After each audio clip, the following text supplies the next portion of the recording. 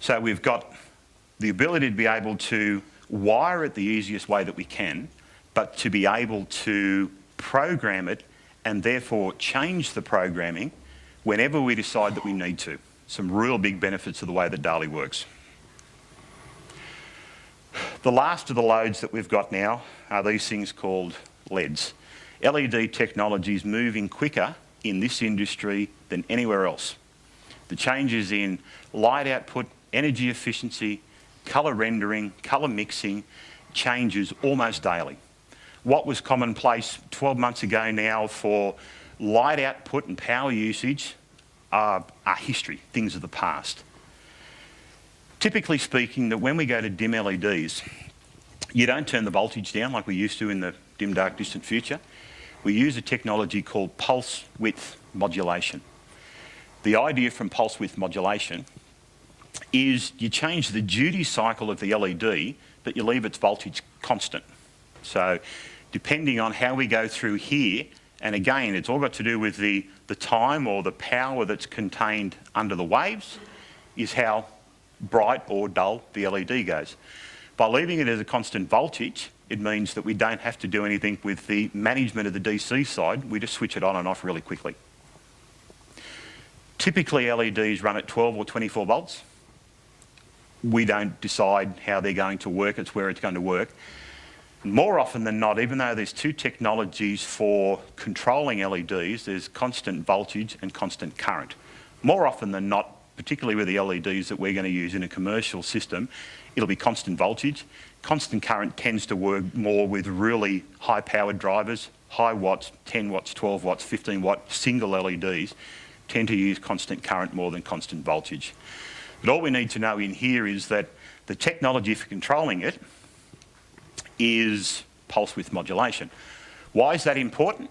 Because the way that most of the manufacturers for the drivers, which is the information that they use to control these things, is that you supply a pulse width modulation unit with a 0 to 10 or a 1 to 10 volt control supply to be able to dim it.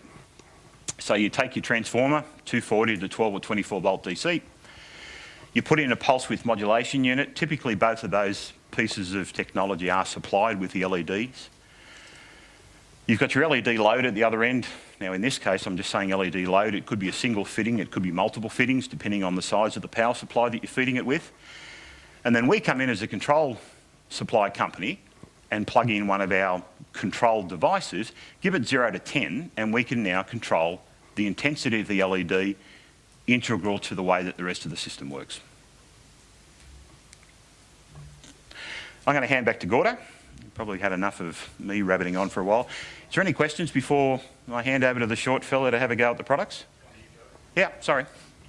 Addressing DALI light regardless, they have to be addressed before they put on the network so you don't get two with the same address? Or what no, is it the question for those who didn't hear it down here is that when you do the initial programming on a DALI network, do you need to pre-address DALI ballasts before you plug them into the system so that you don't get duplicate addressed?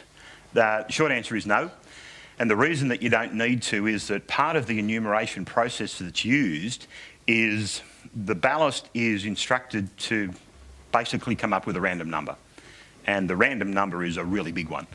It hands that back to the controller and it says, this is my number. So the chances, and the reason they use such a large number is to reduce the chances of having duplicate numbers as part of that randomisation system.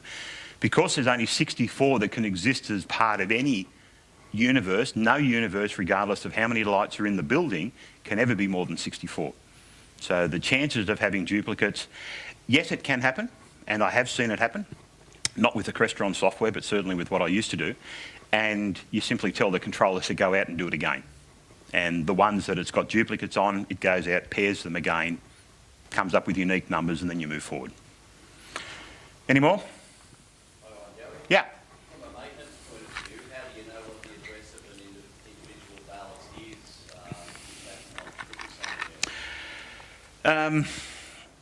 is? The requirements inside the system to know explicitly what the address of the ballasts are less now than they've ever needed to be.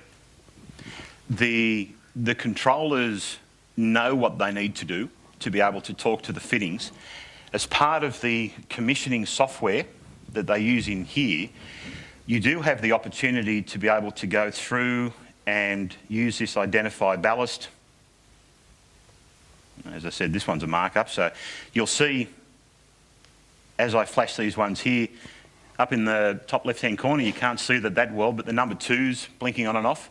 Now out in the field, a light will be turning on and off as part of that as well. So using the management that's here and the software that's now included as part of Toolbox, you'll be able to go through and you can use a universal method to be able to go through and decide. So just go out there and tell me what they are, or you can manually address as you go forward and say, I want that as 1, that as 2, that as 3, that as 4. My preference being a Sparky is I'd rather get all the lights in, make sure they all work, and then go and address them, rather than pre-addressing them into the system and then dealing with it down the track.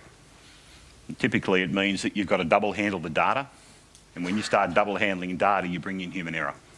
So trying to leave whatever we can as part of the control system to manage, and at the end of the day, it doesn't matter what the addresses of the ballast are.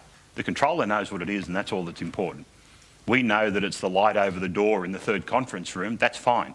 Providing we know how to get that light to do what we've got to do, we don't need to know its address.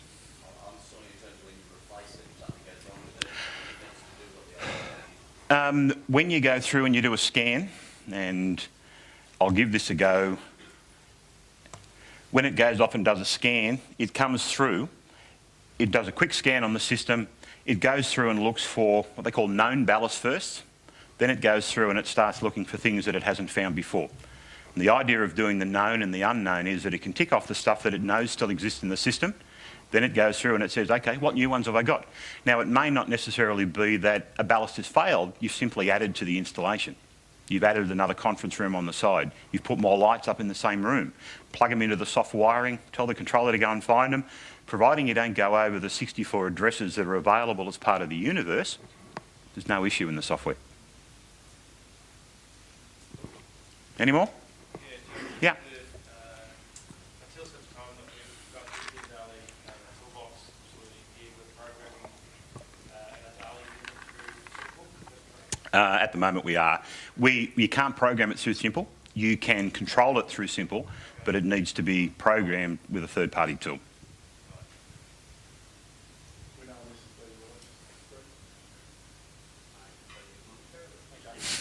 We'll get back to you.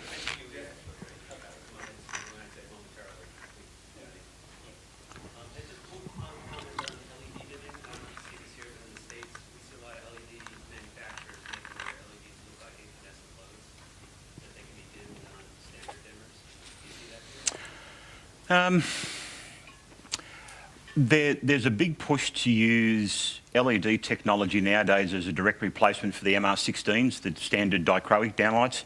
And yes, the technology in the drivers is being moved away from a standalone driver that then plugs into its own fitting to be able to use it. In the retrofit market or in the energy management market to be able to do it, they are coming. And the best thing about the way that technology is with LEDs right now is things are moving forward so quickly with the light output and the colour rendering of the LEDs, with the power management that's inside them, that a direct replacement for a 60-degree, 50-watt dichroic lamp is probably inside 12 months. At the moment, we've got ones that are close, 35, maybe 40 watts as an apparent power out of a 12-watt or a 14-watt LED driver. We're not quite to the 50-watt plug-it-in direct replacement for where they are, but yes, is that a lot of the technologies are now available that are direct swaps.